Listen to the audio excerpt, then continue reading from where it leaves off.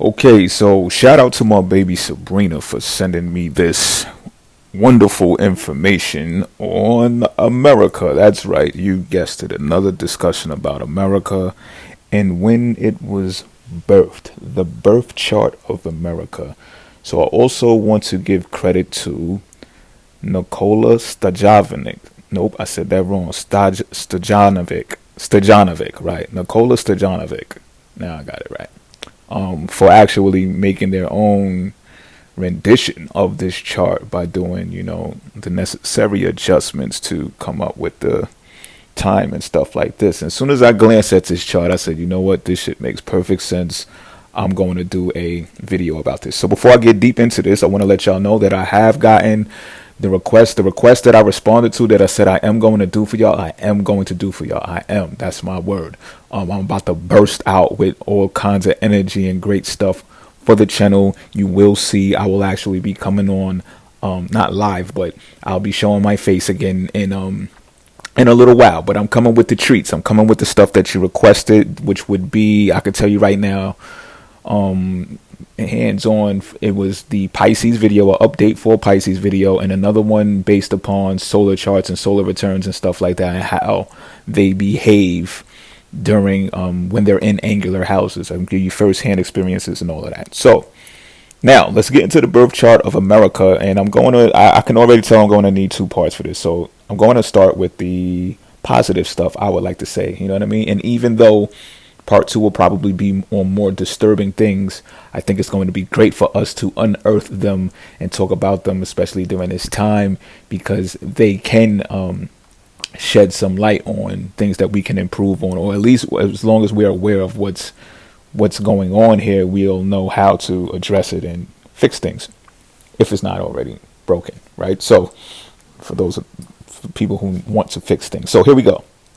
All right, so looking at this chart, the first thing I started off with was the ascendant, of course, right? So on the birth of America, 1776, I believe, right? And on July, so America's a Cancer, this we know, right? So, it's in July, and July 4th, Independence Day. So the first thing I looked at was the ascendant. The ascendant is Sagittarius. So the first thing that I think about is freedom, right? This nation was built to be free from the grips of the queen, right? So that's how it began. And that's why Sagittarius is there, the expression of freedom, the leadership, right? Sagittarius is a leader sign as well. It's mutable, it's not cardinal, but it is a sign of leadership. So Sagittarius grabs the reins, and the perception of America is built through Sagittarius.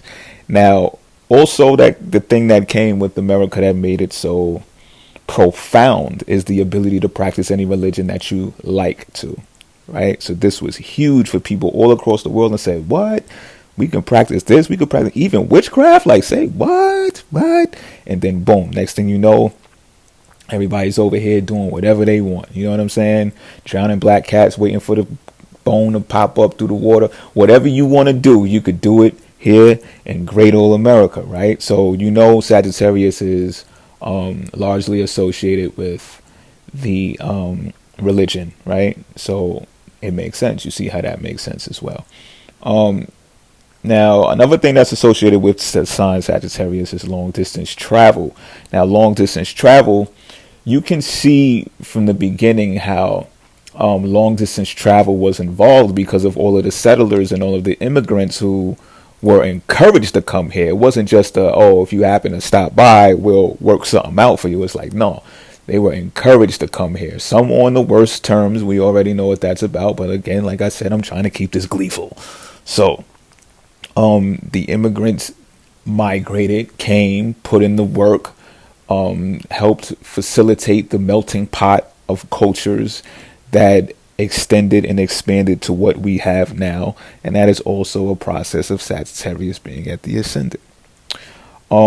Prestigious and pride in education is huge here. It's huge here. And I know that may be challenging for a lot to understand, because the hardships and how much it took to actually get into these universities, and some couldn't even do it just because of the color of their skin. Again, I'm trying to be gleeful, but I need to make a point here, right? So just imagine what year that was in contrast to what year this nation was built, right?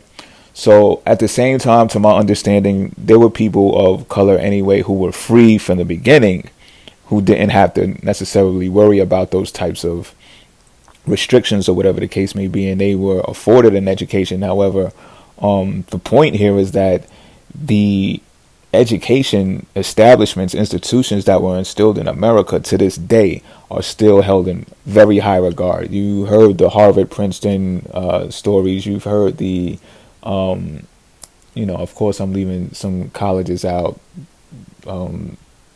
Spelman College, I think that's a college.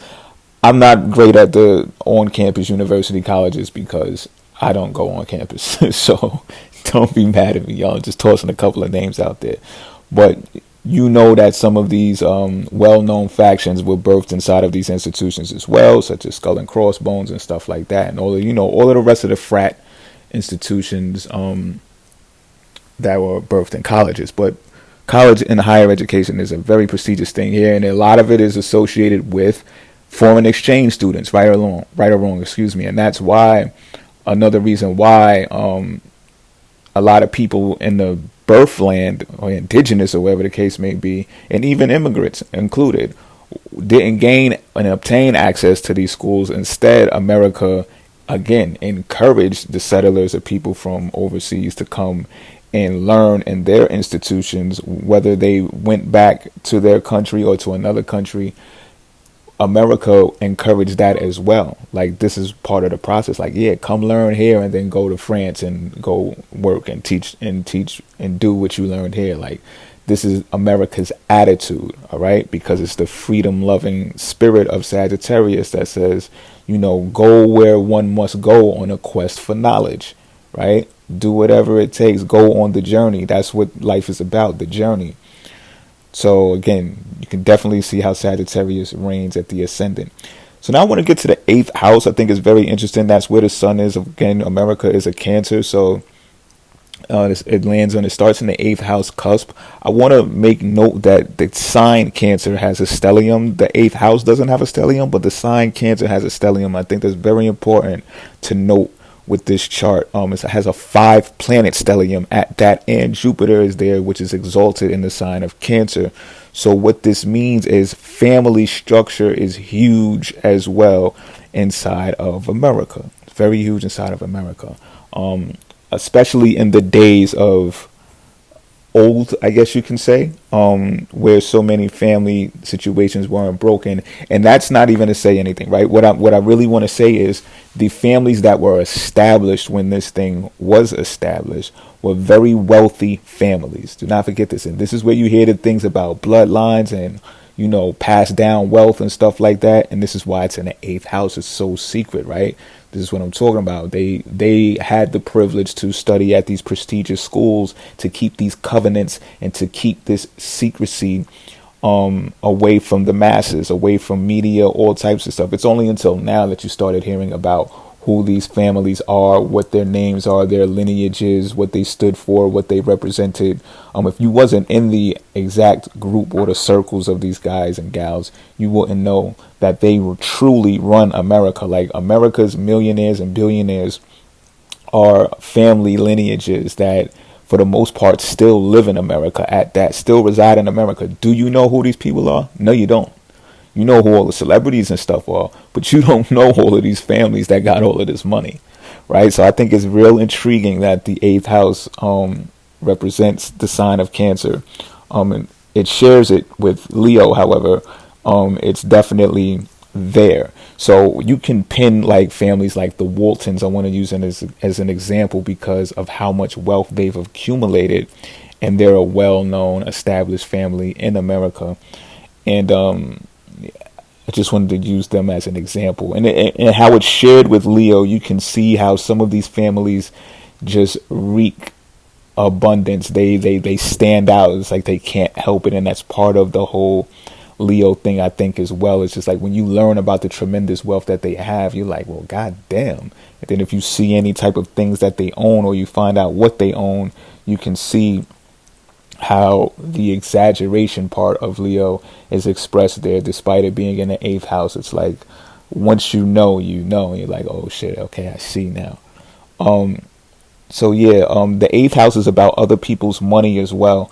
So it rules over a lot of financial things, such as sales from other people's money, such as the treasury, America's treasury at that, and financial transactions, excuse me, that relate to taxes and stuff like that too. So all of the stuff that you probably don't like paying, like mortgages and all of that stuff is associated with the eighth house. So we'll learn, if not in this very same video, of how the wealthy families have it arranged so that this large tax situation that's going on, it's kind of like a funnel. So it's like these families ensure all of the wealth, and it's like, okay, take the tax money and circumvent or circulate that back into the system in order for people who don't have this type of power that we have to get into the loop some type of way and fend for their own. Which brings me to the second house being inside of Capricorn. This is a very industrious sign. So America actually expects the individual to be industrious. Would you be taught that? Would you think that that's what is expected of you? No. You wouldn't think to be organized. You wouldn't think that your country expects this of you. But those people who are thrive inside of this nation. And Pluto was also inside of this house when this took place. Pluto is pretty much a ruthless type of planet, right? It can be, should I say. It can be. So when Pluto is inside of the second house, these people are motivated by money. So that means the individuals of America are more than likely motivated by money. And not just money, though. It's about all of the things that money, or the lifestyle really, that is associated with being wealthy. It's not just the money. Now, they can, when the Pluto is in second house, it's boom or bust, meaning these individuals can cut corners and try to take the fast route or whatever, illegal route or whatever the case may be, or they may practice the type of patience that is unprecedented until they achieve every goal that they put their minds to. This is capable of the American individual. So when you hear the notion, pull yourself up by your bootstraps, they wasn't playing. They was very serious in saying that. And now you can see why. It's right here written in the chart of why that is. So yeah, you can see what is expected of the individual. So if you stay organized, if you stay dedicated, committed, if you know what gradual steps it takes in progression in order to be recognized as an individual, you thrive in America.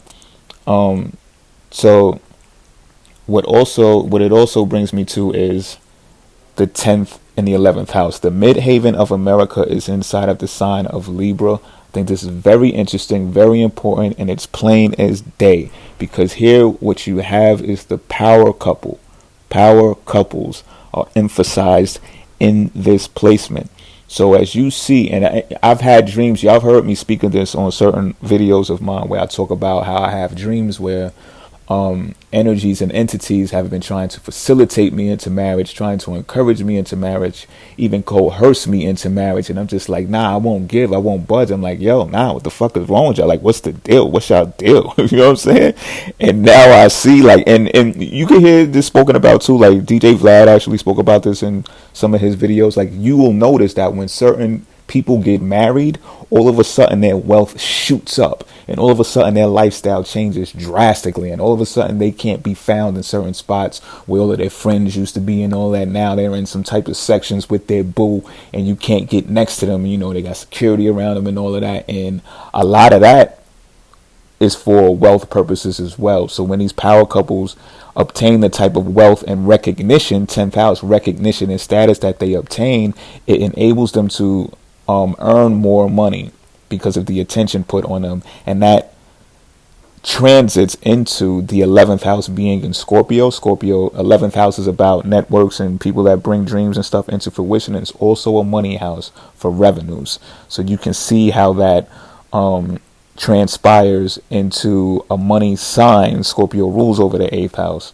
So I'm gonna get into the government part of this right now.